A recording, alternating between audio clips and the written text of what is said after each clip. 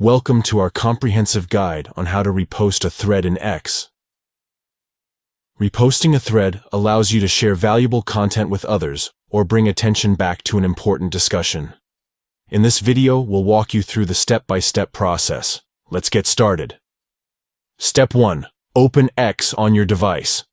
Look for the app icon and tap on it to launch the application. Take a moment to navigate to the thread that you want to repost. Step 2. Once you're in the thread, look for the intertwined arrows icon. It's usually located near the top or bottom of the screen, depending on the version of X you're using. Tap on the intertwined arrows icon to proceed. Step 3. Among the available options, locate and tap on Repost. This action will allow you to repost the thread and share it with others.